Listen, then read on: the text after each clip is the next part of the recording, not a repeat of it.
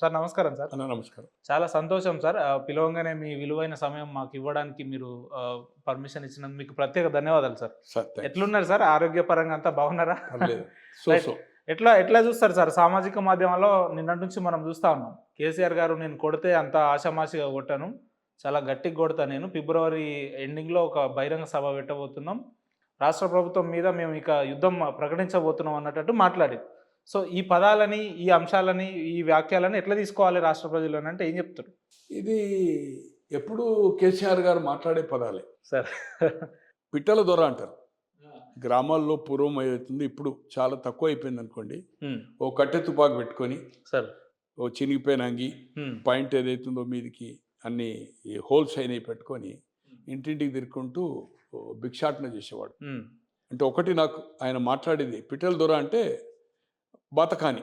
Okay. బాతకాని గప్పాలు కొట్టే అతను. తో అతను ఒక మాట మాట్లాడతాడు. అంటే ఇంటింటికి మెయిన్ అప్పుడు ఆ పాపులర్ అయింది. చాలా మాట్లాడారు కానీ అదొక్కటి నాకు గుర్తుంది. రైమింగ్ లెక్క. అదొక్కటి గుర్తుంది. చెరువంతేశారు తూమ్ కింద మంట. చెరువంతేశారు అంటే చెరులో మొత్తం ఏదైతుందో బియ్యం పోసి తూమ్ ఉంటుంది కదా నీళ్లు పొలాలకు ఇచ్చేది. తూమ్ కింద మంట పెడితే ఉడుకుతుందా అన్న? అట్లే ఈయన మాటలు ఏదైతుందో నా దెబ్బ కొట్టుడు కొడతా చూడు అంటున్నాడు. ప్రజలు మొన్న బుద్ధి చెప్పిండ్రు. స్వయంగా కామారెడ్డిలో ఓడిపోయాడు 3వ స్థానం. అసెంబ్లీలో 39 వచ్చినాయి పర్సెంటేజ్ అవన్నీ. దట్ ఈజ్ పాయింట్ 1 వచ్చిన నెక్స్ట్ పార్లమెంట్ ఎలక్షన్ 3 నెలల తర్వాత వచ్చినాయి. దేశంలో నేను ఒక ప్రధానమంత్రి మెయిన్ రోల్ ప్లే చేస్తామని చెప్పిండు. దేశమంతా పార్టీ బీఆర్ఎస్ అని పెట్టి ఢిల్లీలో పెద్ద ఆఫీస్ పెట్టి ఒక విమానం కొని వేల కోట్ల రూపాయలు ఏదైతుందో ఎలక్షన్ బాండ్స్ ఏదైతుందో బీజేపీ తర్వాత నేషనల్ పార్టీ 55 సంవత్సరాల అధికారంలో ఉంది. స్వాతంత్ర పోరాటంలో స్వాతంత్రం తెచ్చిన కాంగ్రెస్ పార్టీ 55 years 75 సంవత్సరాలు. తో ఏమైంది చివరకు? వాళ్లకు కూడా డబ్బు అంతా జమగాలి. ఈయన దగ్గర 1000 కోట్లు ఉంటే వాళ్ళ దగ్గర 700 కోట్ల రూపాయలు మాత్రం ఇవ్వాలి. Election bonds election commission latest గా రిలీజ్ చేసింది. 55 ఏళ్ళు పరిపాలించిన 55 ఏళ్ళు పరిపాలించింది జాతీయ పార్టీ. ఇది ఉప ప్రాంతీయ పార్టీ. ఒక 17 స్థానాలకు మాత్రమే రిప్రజెంట్ చేస్తుంది 540 చిల్లర్లో. అటువంటిది ఈ రోజు ఏదైతుందో విమానం, సొంత ఎలక్ట్రానిక్ మీడియా, ప్రింట్ ఏ ప్రాంతీయ పార్టీలకు లేవు. ఈరోజు 80 స్థానాలున్న ములాయం సింగ్ అంటే సమాజ్వాదీ పార్టీ కూడా అంత డబ్బు లేవు. 40 లోకసభ స్థానాలున్న పశ్చిమ బెంగాల్ కానీ లేవు. 39 + 1 40 స్థానాలు పాండిచేరి కలుపుకొని తమిళనాడు కూడా అన్ని డబ్బులు లేవు. అంటే ప్రజల్ని ఎట్లా దోచుకున్నాడు? ఎందుకు వాళ్ళు ఎలక్షన్ బాండ్స్ ఇచ్చిండ్రు? ఈయన దగ్గర ఉన్న చాతుర్యం ఏంది మనం చూసాం. పార్లమెంట్ ఎలక్షన్లో తన సొంత మెదక్ స్థానం ఓడిపోయాడు. తను రిప్రజెంట్ చేస్తుండు గజ్వేల్, సిద్దిపేట్ 2 కాన్స్టిట్యున్సీలో 2 లక్షలు తెచ్చుకునే తాహతున్న తన జిల్లా. తన కొడుకు సిరిసిల్ల ప్రాతినిధ్యం వహిస్తున్న కరీంనగర్ లోకసభ, ఆ లోకసభ స్థానంలో కూడా తన సొంత నియోజకవర్గం ఓడిపోవడం కాదు, లోక్సభ అసెంబ్లీలో కూడా మెజార్టీ రాలేదు. అంతకుముందు లోక్సభ స్థానము ప్రాతినిధ్యం వహించింది నిజామాబాద్ బిడ్డ, నిజామాబాద్ కింగ్ క్వీను. ఆమె స్థానం కూడా ఏదైతుందో చిత్తుగా ఓడిపోయింది. 7 అనుకుంటా నేను 7 లోకసభ స్థానాల్లో డిపాజిట్ అయింది. 9 3వ స్థానం వచ్చింది. అటువంటిది ప్రజలు కొట్టుడు ఎట్లా కొట్టిందో చూసినాం కదా. అదంతా ఎందుకు? నోటిఫికేషన్ ఇష్యూ అయింది 3 కౌన్సిల్. గతంలో గ్రాడ్యుయేట్ కాన్స్టిట్యున్సీ గెలిచారు మీరు. సత్యనారాయణ గెలిచాడు, తర్వాత సుధాకర్ రెడ్డి గెలిచాడు, తర్వాత అంటే జీవన్ రెడ్డి గెలిచాడు అనుకోండి. తర్వాత పోటీ చేయి. ప్రజల్లో వ్యతిరేకత ఉంది కదా కాంగ్రెస్ పార్టీకి. నేను కాంగ్రెస్ పార్టీ వత్తాసు పాడడం లేదు, నీకంత కాన్ఫిడెన్స్ ఉంది కదా. టీచర్స్ నువ్వు లాభం చేసినావు కదా, ఆ 2 కాన్స్టిట్యున్సీలు చేయి. లేదు, రాబోయే రోజుల్లో మార్చిలో ఏదైతుందో స్థానిక సంస్థల ఎన్నికలు 100%. మార్చిలో వస్తాయి సార్. 31 జిల్లా పరిషత్తులు, ఎంపీపీలు నేను అనుకుంటున్నా 470 480 ఉన్నాయి. జడ్పీటీసీలు అలాగే ఉంటాయి. అలాగే మున్సిపాలిటీస్ ఒక 100 పైన ఉంటాయి. కార్పొరేషన్స్ ఉంటాయి. దాంట్లో చూపు నీ దమ్మేందో సార్. తుక్కు పొట్టు పోతాడు రేపటికి. ప్రజలే అభిప్రాయం కదా. నేను కొట్టుడు కొడతా అంటే ఇదేమన్నా పైల్వానికి అంత కాన్ఫిడెన్స్ ఎట్లా చెప్తారు సార్ ఓడిపోతాడని? ఒకటన్నా, ఇప్పుడు ఆయన చెప్తుండంటే ఆయన కాన్ఫిడెన్స్ నేనైతే చెప్పాలి. ఆయనకి ఎప్పుడు కాన్ఫిడెన్సే ఉంటుంది. 2004 కాన్ఫిడెన్సే, 2009 స్థానిక సంస్థల్లో బీఆర్ఎస్ ఓడిపోతుందని మీరు ఎట్లా చెప్తున్నారు అంటే? ఎట్లా చెప్తుండే నేను ఆయన ఎట్లా చెప్తుండే కొడతా అంటుండే కదా. కొట్టడం కాదు కదా, ప్రజాస్వామ్యంలో హౌస్ ఈజ్ ద అల్టిమేట్. ప్రజల తీర్పు బ్యాలెట్ లో లోక్సభలో చెప్పారు, అసెంబ్లీలో చెప్పారు. రాబోయేది ఇప్పుడే ఇమీడియట్ గా కౌన్సిల్ షెడ్యూల్ ఇష్యూ అయిపోయింది, నోటిఫికేషన్ ఇష్యూ అయింది, లోకల్ బాడీ కాబోతుంది. తెలుసుకో మార్చిలా, నువ్వు పబ్లిక్ మీటింగ్ తోటి సంబంధం ఏంటి? ప్రజాక్షేత్రం కాదు, ఇప్పుడు ప్రజాక్షేత్రం అయిపోయింది. ఇంకొక మాట వారు ఏమన్నారంటే, కాంగ్రెస్ వాళ్ళు చేసిన సర్వేలోనే దాదాపు 70% బీఆర్ఎస్ ఉంది, 30% మాత్రమే కాంగ్రెస్ ఉంది, ఇది వాళ్ళు చేసిన సర్వేనే అంటాడు. సార్ సర్వే కాదు సార్, నేను ఒక సోషల్ మీడియాలో పెట్టినట్టుంది, నేను ఫాలో కాలేదు, ఎవరో చెప్పారు కానీ నేను చూడలా. వాళ్ళ సోషల్ మీడియా ఏదైతుందో పెట్టారు. ప్రజల వద్దకు పాలన, ఫామ్ హౌస్ పాలన, ఫామ్ హౌస్ కు 70% అంటున్నారు.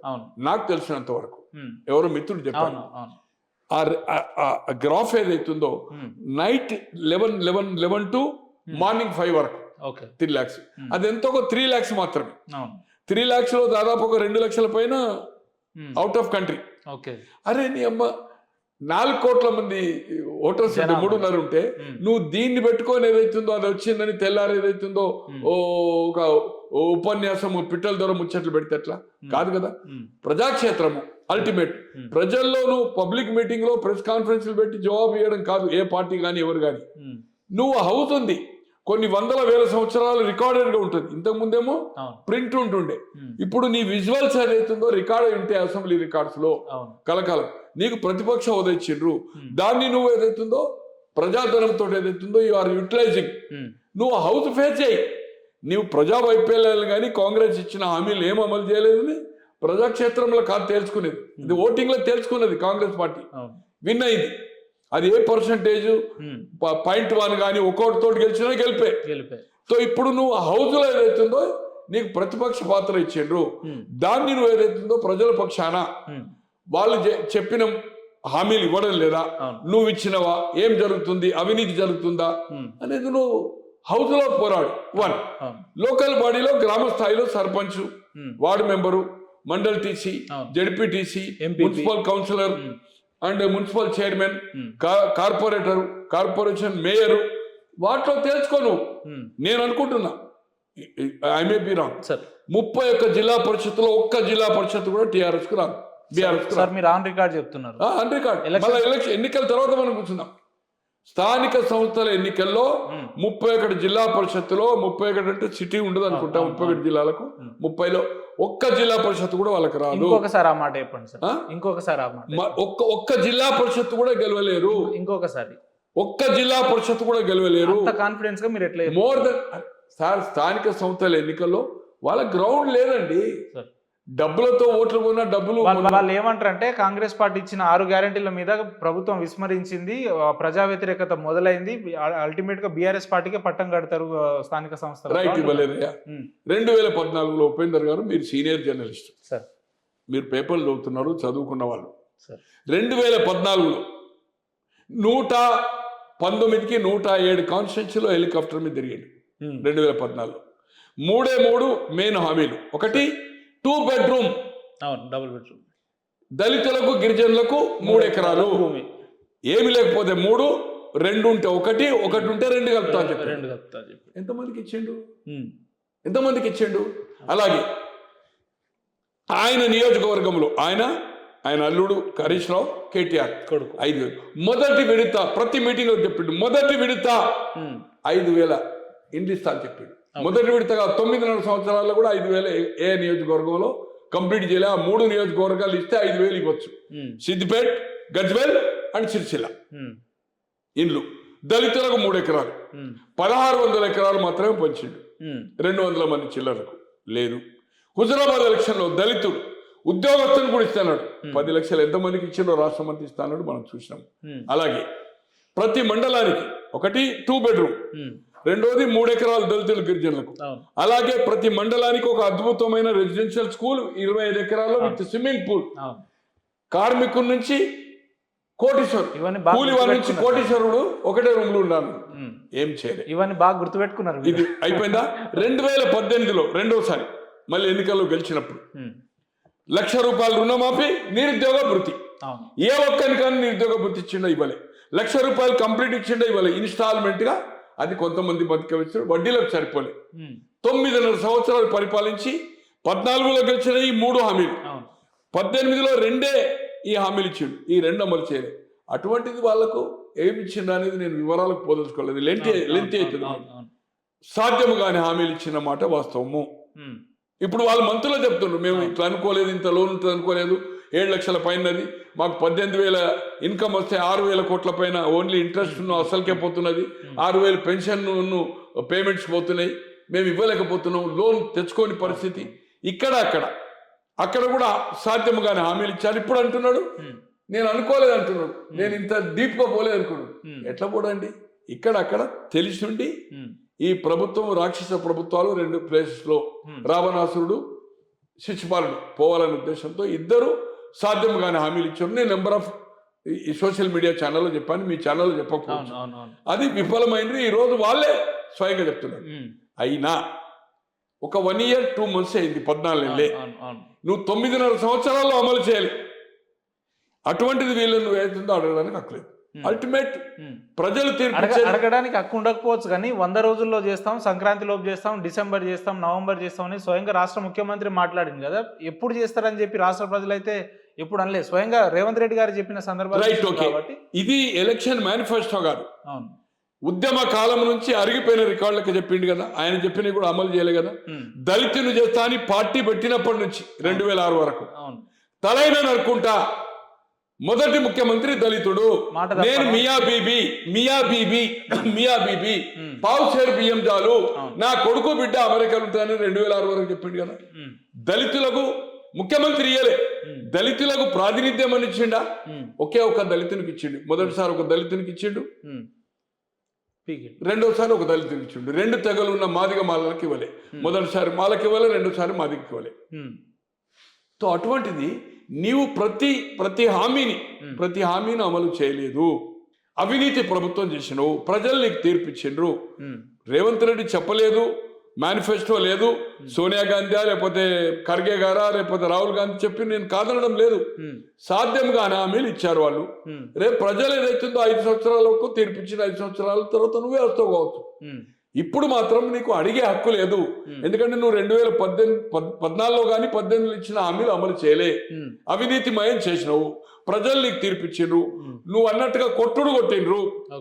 స్వయంగా నువ్వు ఓడిపోయినావు కామారెడ్డి. పార్లమెంట్ ఒక స్థానం రాలే. నీ బిడ్డ ప్రాతినిధ్యం వహించిన నిజామాబాద్ కానీ, నీ కొడుకు ఉన్న సొంత నియోజకవర్గం చిర్చిల గారు పార్లమెంట్ పోయింది, నీవు నీ అల్లుడు ప్రాతినిధ్యం వహించిన మెదక్ కానీ. అటువంటిది నీకు అడగద్దని నేను అనడం లేదు, కానీ ప్రజాక్షేత్రము, పబ్లిక్ మీటింగు, ప్రెస్ కాన్ఫరెన్స్లు కొట్టుడు కాదు. కొట్టుడు ప్రజలు నీళ్ళు కొట్టారు.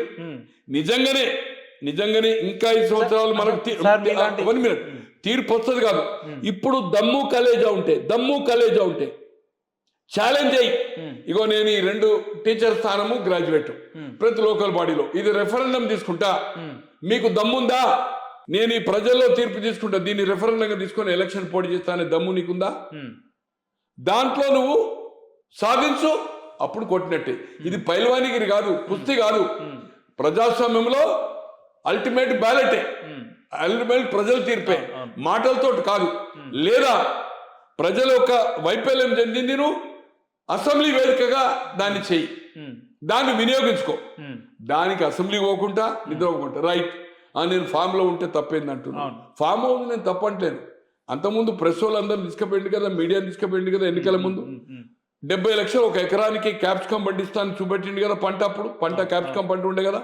నేను తెలంగాణ వచ్చిన తర్వాత ప్రతి జిల్లాకు, అంటే ఉమ్మడి జిల్లాలో 9 జిల్లాలో 30 గ్రామాలు దత్తత తీసుకొని ఇటువంటి పంట పండించే ఏర్పాటు బ్యాంక్స్ తో టైప్ చేస్తాను. ఎందుకే ఇప్పుడు వడ్లు ఎందుకు పండిస్తున్నావా? ఎందుకు ₹1 కోటి పండించాను కదా. ఇప్పుడు 200 ఎకరాల పైనలో నువ్వు 200 కోట్లు సంపాదిస్తున్నావా? మళ్ళీ వరే వేస్తున్నావు కదా. నేను అడుగుతున్నా, నీవు ఫామ్ ఉంటావా, ఎక్కడ ఉంటావా? ప్రజలు అల్టిమేట్ గా ప్రజాస్వామ్యంలో ఫ్లోర్ ఇవాళ పండుకుంటాను. అసెంబ్లీ బిల్లు పెట్టేటప్పుడు కూడా, పార్లమెంట్ లో బిల్లు పెట్టే సమయంలో కూడా అసెంబ్లీ లేడు కదా. కేంద్ర మంత్రిగా, లేబర్ మినిస్టర్గా అటెండ్ కాలే కదా. ఇక్కడ డిప్యూటీ స్పీకర్గా ఉన్నప్పుడు కూడా, స్పీకర్ ఇబ్బంది ఉన్నప్పుడు కూడా డిప్యూటీ స్పీకర్ కూడా అటెండ్ కాలే కదా. ట్రాన్స్పోర్ట్ మినిస్టర్ ఉన్నప్పుడు కూడా కాలే కదా. ఎప్పుడు ఆయనకు పండుకున్నాడు అలవాటు కదా. ఇప్పుడేమో టీఆర్ఎస్ పెట్టిన తర్వాత ఫామ్ హౌస్, అంతకుముందు ఇంట్లో పండుకున్నాడు కదా. ఆయనకు ప్రజల్లో ఎప్పుడో 6 నెలలకు లేస్తాడు, ఒక గాంధీ ఇస్తాడు. ఆయనకు ఒక అలవాటు అయింది, కోట్ల రూపాయల ఖర్చులు పెట్టేది పబ్లిక్ పెట్టి అనౌన్స్ చేస్తాడు. మొన్న నువ్వు ఫిబ్రవరిలో భారీ బహిరంగ సభ పెడితే ప్రజలు తెలుసుకుందాం. ప్రజలు కాదు, బ్యాలెట్ అయ్యా.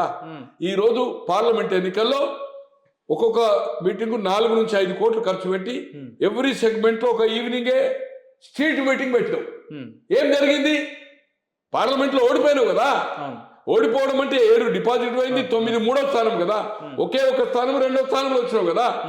పబ్లిక్ ఇంకా నీకు చూపినాక ఏదైతుందో, ఇంకా పబ్లిక్ గురించి మాట్లాడడం ఏదైతుందో, నిజంగా చెప్పాలంటే ఇది పిట్టల దూరం ముచ్చట్లు తప్పితే ఏం లేదు.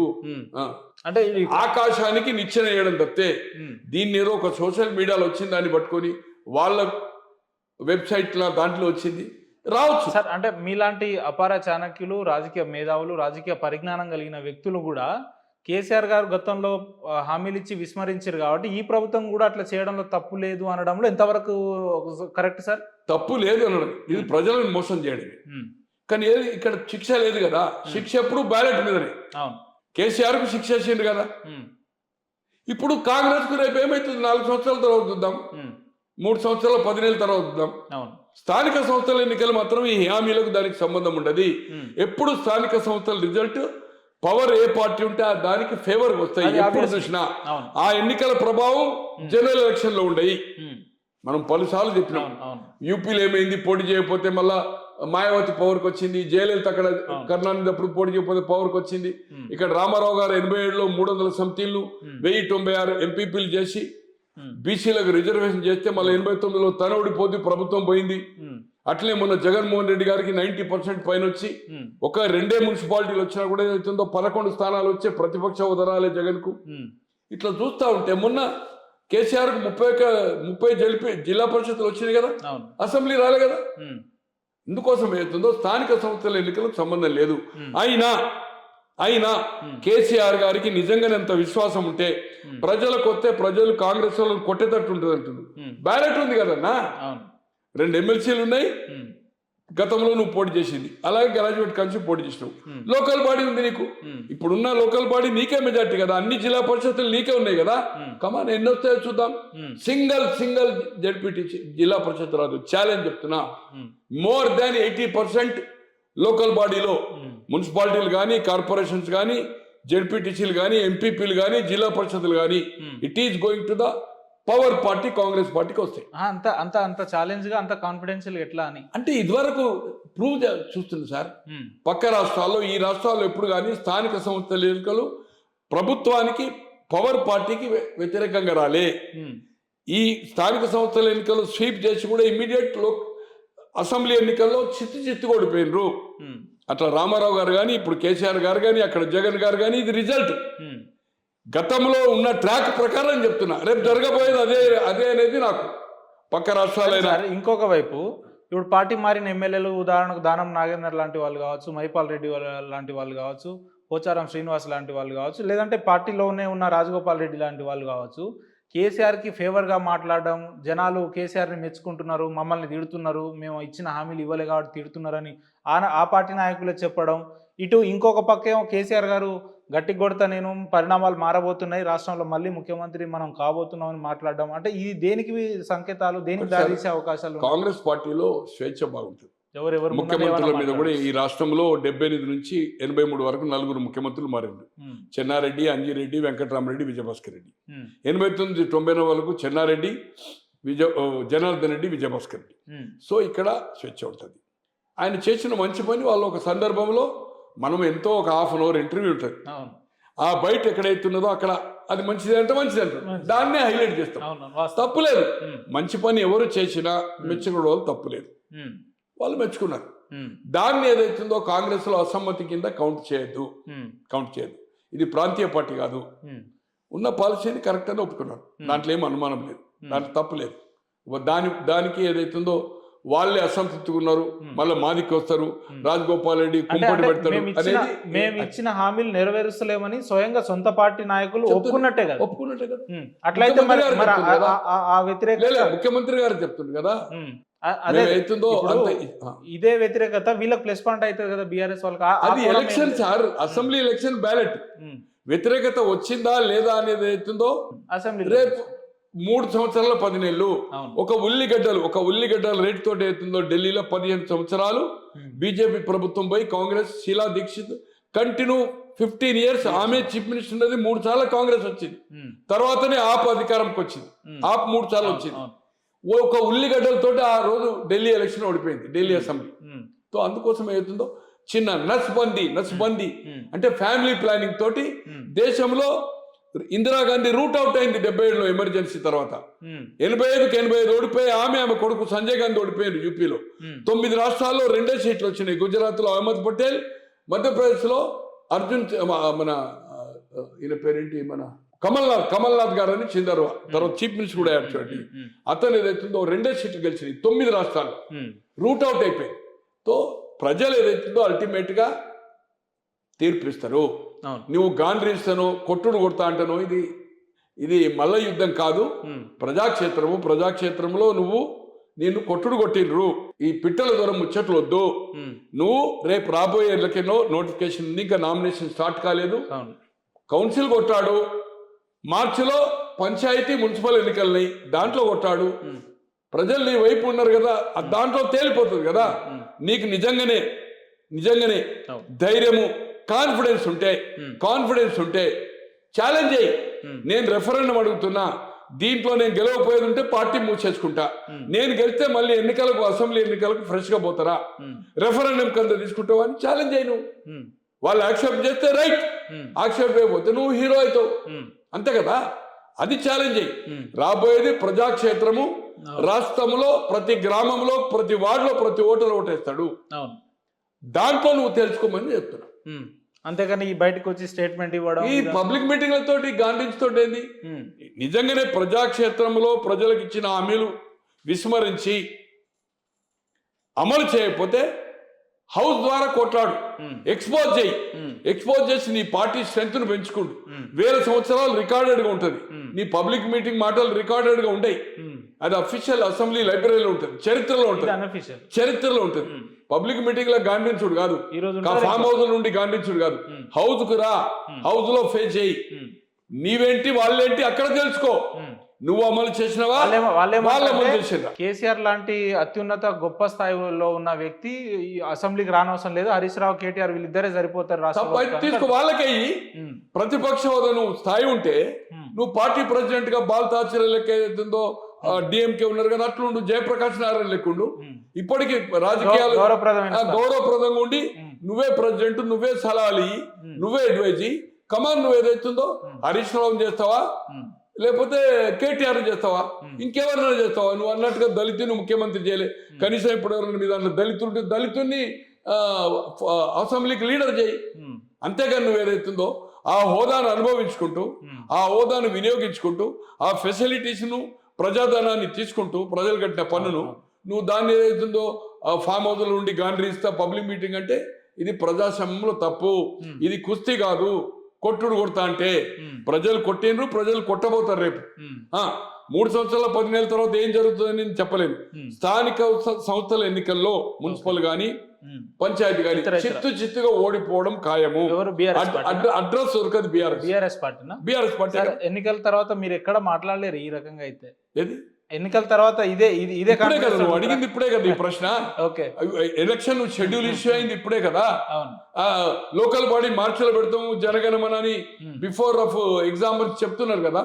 సందర్భం ఇది కనుక ఇప్పుడు మాట్లాడుతున్నారు. ఒకవేళ మీరు అనుకున్నట్టు రిజల్ట్ తారుమారయ్యే పరిస్థితి ఉంటే ఇదే రకంగా మరి రేపు పొద్దున్న వచ్చి ఇంటర్వ్యూలు ఇస్తారా మీరు? ఒకటన్నా ఇంటర్వ్యూ నాకు ఇవ్వడానికి ఏముందన్నా, తాడు లేదు బొక్కేం లేదు. నేను నాకేమున్నది అంటే రాష్ట్ర ప్రజలు మీరు చెప్తే దాన్ని ఒక సూచన లెక్క తీసుకుంటారు. ఇది నా opinion. It may be wrong. ఈ రోజు కేసీఆర్ గారు కానీ కేటీఆర్ కానీ 2019లో కేంద్రంలో మోడీ అధికారం రాదన్నారు, మొన్న రాదన్నారు. ప్రధానమంత్రి దేశ రాజకీయాలు చక్కలు నింపుతాడు. భారతీయ రాష్ట్ర సమితిని పెట్టిండ్రు, మహారాష్ట్ర పోయిండు, శాఖలు పెట్టిండ్రు. తర్వాత ఢిల్లీలో పెద్ద ఆఫీసు, ఒక విమానం కొన్నారు. మందులే ఆయనకు దేశమంతా తిరిగితే టైంకు మందులు ఇవ్వాలి కనుక మందులు ఇచ్చడానికి ఒక సంతోషం రాజ్యసభ చేసిండు. ఆ టర్మ్ కూడా అయిపోయింది, ఇంట్లోకే వెళ్తలేడు. దేశమంతా పోటీ చేస్తాడు కదా. దేశానికే అసలు ఎవరికి ఈ 2 జాతీయ పార్టీలు దేశం నాశనం పట్టించినాయి. ఎంతో పుష్కలంగా వాటర్ ఉంది, దాన్ని వినియోగించుకోవడం లేదు.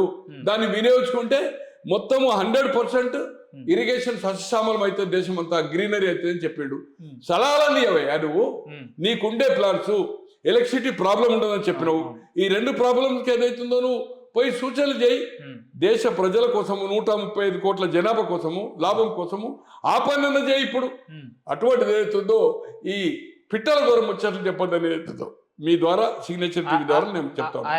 ఆయన ఏమంటాడంటే ప్రజలు ఒక తీర్పు ఇచ్చిరు, ఒక నిర్ణయానికి వచ్చిరు కాబట్టి ఆ నిర్ణయాన్ని గౌరవిస్తూ కొన్నేళ్లు అధికార పార్టీకి సమయం ఇద్దాం, వాళ్ళు చేయలేని ఎడల మనం ప్రశ్నిద్దాం, యుద్ధం మొదలు పెడదాం. దానికోసం ఈ సంవత్సరం యుద్ధం ఎందుకే? అసెంబ్లీ అటెండ్ కావా? యుద్ధం కాదు కదా. యుద్ధం దేశంలో ఎవరు చేయరు. యుద్ధం అనేది కాదు, బ్యాలెట్, అల్టిమేట్ బ్యాలెట్. ఈ బ్యాలెట్ ని ముందు వస్తుంది చెప్తున్నా. మీరు 4 సార్లు మళ్ళీ అదే అడుగుతున్నారు. 3 కౌన్సిల్ ఎన్నికలు వస్తున్నాయి. ప్రతి గ్రామంలో ప్రతి వాడు 18 ఏళ్ళ వయసు వాడు ఓటేసే హక్కు వస్తున్నది, పోటీ చేసే హక్కు కూడా వస్తుంది. ఎమ్మెల్యే చేయాలంటే 25, ఎమ్మెల్సీ ఎంపీ చేయాలంటే 37. కానీ స్థానిక సంస్థల్లో 18 ఏళ్ళ కుర్రోడు చేయొచ్చు, 21 అనుకుంటా, 18 ఓటు. సో అటువంటిది నువ్వు దాంట్లో తెలుసుకో. పబ్లిక్ మీటింగు, జనమంతా రండి, ప్రదర్శన చేస్తా, 100 ఎకరాలు 150 ఎకరాలు కోట్లు ఖర్చు పెట్టి ఏదైతుందో అది కాదు. Ultimate is ballot. మనం ప్రజాస్వామ్యంలో ఉన్నాము, కుస్తీ పోటీలు లేవు కాదు. లేకపోతే ఏమంటారు, ఇది మన ఈ స్పీచెస్ అంటారు కదా, స్పీచెస్ పోటీ ఉంటుంది కదా, దాంట్లో ప్రైజ్లు ఉంటాయి కదా కాలేజీలలో, డిబేట్స్ ఉంటాయి కదా, డిబేట్లో ఎవరు బ్రహ్మాండంగా మాట్లాడే టాపిక్ మీద, అది కాదు కదా. అల్టిమేట్ గా మనం ప్రజాస్వామ్యంలో ఉన్నారు. ప్రజాస్వామ్యము అల్టిమేట్ ఓట్. ప్రజలు వేసిన ఓటే శిరోదయము. అదొక భగవద్గీత, అదొక బైబిల్, అదొక ఖురాన్. అలాగే అసెంబ్లీ అనేదే వేదిక, అసెంబ్లీ అనేదే ప్రజలకు ఏదైతుందో అదొక ప్లాట్ఫాము. దాన్ని వినియోగించుకోకుండా పబ్లిక్ మీటింగ్ పెడతా, కోట్లు ఖర్చు పెట్టి మందు కొట్టించి బిర్యానీ కొట్టించి అంటే ఇది వద్దు కేసీఆర్. ఇవన్నీ మర్చిపో. అంటే స్థానిక సంస్థలు దగ్గర వస్తున్న నేపథ్యంలో వీళ్ళు ఇచ్చిన హామీలు ఇంకా నెరవేర్చలే కదా సార్. ఈ ఎఫెక్ట్ ఏమన్నా కాంగ్రెస్ పార్టీకి చూపించే అవకాశం ఉందా? అల్టిమేట్ 3 సంవత్సరాల 10 నెలలు ఉంది. అంటే ఇంకో 2 నెలలు అంటే 3 సంవత్సరాల 8 నెలలు ఉంది. More than 3.5 years. ప్రజలు ఏదైతుందో దీంట్లో మనం ఓడిస్తే డే టు డే అఫేర్ లో మనకు 3.5 సంవత్సరాలు ఈ అధికార పార్టీ మనకు డబ్బులు ఇవ్వవు, మనకు ఇబ్బందిగా ఉంటుంది అనే ఉద్దేశంతో ఎప్పుడు కానీ స్థానిక సంస్థల ఎన్నికలు తీర్పు ఏదైతుందో పవర్ పార్టీకి వస్తుంది. ఇది గతంలో వచ్చినాయని చెప్తున్నా. ఉమ్మడి రాష్ట్రం ఉన్నప్పుడు కానీ, విడిపోయినప్పుడు కానీ, పక్క రాష్ట్రం యూపీ కానీ, మహారాష్ట్ర కానీ, అక్కడ మన తమిళనాడు కానీ పోటీ చేయకున్న తర్వాత స్వీప్ చేశారు. స్వీప్ చేయడం కాదు, కరుణానిధి ఒకే అసెంబ్లీ గెలిచి 233 ఓడిపోయిన జయలలిత వచ్చింది. స్థానిక సంస్థల ఎన్నికల్లో పోటీ చేయలేదు. అలాగే యూపీలో మాయావతి పోటీ చేయలేదు. తర్వాత ఆమె 300 పైన 403 అసెంబ్లీ స్థానాలకు 300 పైన వచ్చి అబ్సల్యూట్ మెజార్టీ వచ్చి ముఖ్యమంత్రి అయింది. ఇది చరిత్ర. ఇది జరగాలని లేదు, కానీ జరగబోతుంది అనేది నేను చెప్తున్నా. ఇట్ మే బి ఉల్టా కావచ్చు, దాంట్లో కావద్దని ఏం లేదు, కానీ ఇది గతంలో జరిగింది, ఇది జరగబోతుందని చెప్తున్నా. దాన్నే మీరు 4 సార్లు అడిగితే ఈ ½ an hour రిపీటెడ్ అయి ఉంటుంది. లాభం లేదు మీరు దీన్ని మళ్ళీ అడిగి. అంటే బీజేపీ పరిస్థితి ఎట్లుంటుంది సార్ మా స్థానిక సంస్థలలో? వీళ్ళ ఎఫెక్ట్ బాగా ఇంప్రూవ్ అవుతుంది. ఎందుకంటే అసెంబ్లీ 8 వచ్చి లోక్సభకి 8 వచ్చింది. రేపు జరగబోయే స్థానిక సంస్థల ఎన్నికల్లో కూడా నాకు ఉన్న సమాచారం ప్రకారము తెలుగుదేశం, పవన్ కళ్యాణ్, బీజేపీ కలిసి ప్రతి గ్రామంలో, ప్రతి మున్సిపాలిటీలో, ప్రతి కార్పొరేషన్లో బీ ఫామ్ అనేది పార్టీ గుర్తు మీద మండల్ టీసీ కానీ, జడ్పీటీసీ కానీ, అలాగే కౌన్సిలర్ కానీ, కార్పొరేటర్ కానీ పోటీ చేయడం ఖాయము. ఓటమి గెలిపించి పెట్టండి. పార్లమెంట్లో 8 అసెంబ్లీ వచ్చి పార్లమెంట్లో 6 నెలలకి ఎట్లయితే 8 లోక్సభ వచ్చినాయో, గతంలో కంటే లోక్సభ అంత రిజల్ట్ రాదు, కానీ అసెంబ్లీ కంటే మెరుగు రిజల్ట్ లోకల్ బాడీలో ఈ కూటమికి వచ్చే అవకాశం ఉంది. వ్యతిరేకత కాంగ్రెస్కి వచ్చింది. దాంట్లో డివైడ్ అవుతుంది. ఇప్పుడు ఎంపీ ఎలక్షన్ లో అట్టర్లీ ఫ్లాప్ అయిపోయింది. ఇది బెటర్ వచ్చింది. ఈ బెటర్ రాదు, ఆ ఫ్లాప్ కంటే కొంచెం రిజల్ట్ బెటర్ గా టీఆర్ఎస్ ఉంటుంది లోకల్ బాడీలో. కానీ మోర్ దాన్ 75-80% రిజల్ట్ మాత్రము కాంగ్రెస్ పవర్ పార్టీకే ఫేవర్ వస్తుంది. బీజేపీ పుంజుకోవడంలో పవన్ కళ్యాణ్ పాత్ర కూడా కొంత డెఫినెట్. పవన్ కళ్యాణ్ అండ్ తెలుగుదేశం కూడా ఆడవుతుంది. ఈ రోజు హైదరాబాద్ సిటీ గానీ, నల్గొండ గానీ, ఖమ్మం గానీ, పార్ట్ ఆఫ్ నిజామాబాద్ గానీ, దీని ప్రభావం ఏదైతుందో రంగారెడ్డి జిల్లాలో కానీ తెలుగుదేశం కూడా బెనిఫిట్ ఆఫ్ బీజేపీకి అయితే. ఆ కూటమి ఎక్కడుంది కనుక, నేషనల్ లెవెల్ ఉంది కనుక ఎన్డీఏలో ఖచ్చితంగా ఆ ముగ్గురు కలిసి పోటీ చేస్తే కొంత రిజల్ట్ వాళ్ళకు వస్తాయి. దాంట్లో అనుమానం లేదు. Right sir. ఓవరాల్ గా స్థానిక సంస్థలను ఉద్దేశిస్తూ లేదంటే ఈ కార్పొరేషన్లు ఉద్దేశిస్తూ ఇదంతా కూడా ఏ పార్టీ అత్యధిక సీట్లు సాధించుకునే అవకాశాలు ఉన్నాయంటే ఏది ఇప్పుడు స్థానిక సంస్థల్ని బేస్ చేసుకొని ఏ పార్టీ అత్యధికంగా మెరుగుపడే అవకాశాలు ఉన్నాయి? చెప్తున్నా కదా, కాంగ్రెస్ మీకు ఏదైతుందో అసెంబ్లీ కంటే బెటర్ ఉంటుంది, అసెంబ్లీ కంటే పార్లమెంట్ కంటే బెటర్ ఉంటుంది. అసెంబ్లీ మీకు 64 కదన్నా 119లో, పార్లమెంట్ 8 కదా 17లో. అటువంటిది పార్లమెంట్ అసెంబ్లీ కంటే బెటర్ రిజల్ట్ లోకల్ బాడీలో ఉంటుంది. లోకల్ బాడీ అంటే పర్సెంటేజ్ ఆఫ్ దాన్ని చూసినప్పుడు ఏదైతుందో ఓటింగ్ ప్యాటర్న్లో ఎక్కువ ఇంప్రూవ్మెంట్ కాంగ్రెస్కి ఉంటుంది. అట్లే టీఆర్ఎస్ బీఆర్ఎస్ ఫెయిల్యూర్ అయింది లోక్సభలో, దానికంటే ఇంప్రూవ్మెంట్ ఉంటుంది, కొంచెం ఇంప్రూవ్మెంట్. అసెంబ్లీ కంటే పార్లమెంట్ అంతా ఉండకపోవచ్చు, అసెంబ్లీ కంటే ఇంప్రూవ్మెంట్ బీజేపీకి ఉంటుంది ఓవరాల్. ఇది 8 సీట్లే కదా, ఇక్కడ పార్లమెంట్ 0 అయింది కదా. ఆ రెండింటికంటే బెటర్ ఆ 2 పార్టీ రిజల్ట్స్ ఉంటుంది లోకల్ బాడీలో. కాంగ్రెస్ కు మొన్న 64 వచ్చిన దానికంటే బెటర్ గా ఉంటుంది లోకల్ బాడీలో. మున్సిపాలిటీ కావచ్చు, కార్పొరేషన్స్ కావచ్చు, ఆర్ జిల్లా పరిషత్తులు కావచ్చు. ఇది గ్రామ స్థాయి. అంటే బీజేపీ పుంజుకోవడంలో ఇప్పుడు వాళ్ళు అధ్యక్ష పదవి మారుస్తామంటున్నారు, లేదంటే ఇదేమన్నా కొంత మైనస్ అయ్యే అవకాశాలు ఉన్నాయా? అధ్యక్ష పదవి అయితే ఇప్పుడు ఈ 1 వీక్ లోపల అయిపోతుంది. ఎవరికి నో ఐడియా. అంచనా ఎట్లుంటుంది? బీసీకే వచ్చే అవకాశం. ఎవరు వచ్చినా బీసీకి వస్తుంది. ఇప్పుడు వాళ్ళకు సంబంధం లేదు, అంటే కాంబినేషన్ లేదు. 2 మంత్రులకు కాంబినేషన్ లేదు. BJP floor leader Maheshwar Reddy గారికి లేదు. ఎంపీలో రఘునందన్ రావు గారు ఒక మాట మాట్లాడతాడు, విశ్వేశ్వర రెడ్డి గారు ఒకటి మాట్లాడతాడు, అరవింద్ ఒకటి మాట్లాడతాడు. డిఫరెంట్ మాట్లాడుతున్నారు. కాంబినేషన్ లేదు.